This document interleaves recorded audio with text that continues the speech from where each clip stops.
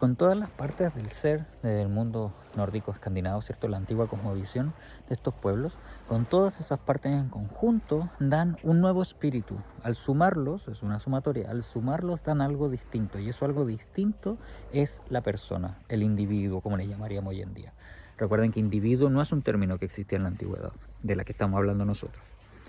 Entonces, el espíritu, lo que nosotros llamamos humano en este caso, bajo esta idea está compuesto de muchos espíritus separados, que tienen ideas, funciones, por decirlo de alguna manera, distintas, reinos distintos, que habitan en lugares distintos, que su existencia no depende de nosotros como persona humana, pero nuestra existencia sí depende de la unión de esas partes.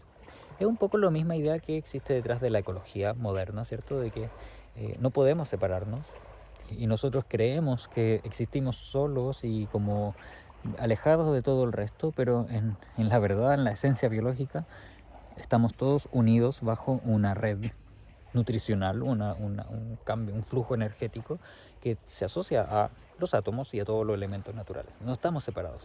Esa misma idea está un poco embebida en el tema del espíritu nórdico. Todos estamos mezclados, estos 10 aspectos están mezclados todos, como cada una con su función, cada una con un flujo, como que puede entrar y puede salir, otros están más estáticos, otros no. Y eso hace, en ese movimiento genera un ser, y ese ser somos la persona. Es como también yo lo encuentro muy similar a la teoría de la autopoiesis presentada por Maturana y Varela, ¿cierto? Entonces, si no la conocen, leanla. Es muy difícil de entender, es difícil de entender, pero es muy interesante y se asocia mucho a esto. Somos una amalgama de cosas que cuando nos separamos ya dejamos de ser. Solo existimos cuando estamos unidos, pero la gracia es que el chamán, la chamana tiene la habilidad de separar el espíritu. Trabajar el Hugur, mandarlo para un lado, mandar el Filya, trabajar su Haminja, observar el Vart, activar el Od, atrapar un Ond, qué sé yo, trabajar el espíritu desde muchas formas, ¿ya? Pero eso es una habilidad que se va ganando con el tiempo y la práctica. Entonces esas son las partes del ser, ¿ya? Según la cosmovisión nórdica. Estas partes están reconocidas a través de las sagas y los cuentos, los mitos. No están explicados en las sagas y en los mitos, y eso es lo difícil. Por eso esto no es algo tan conocido en el mundo, porque hace un par de décadas nomás que los historiadores, los lingüistas han estado estudiando esto.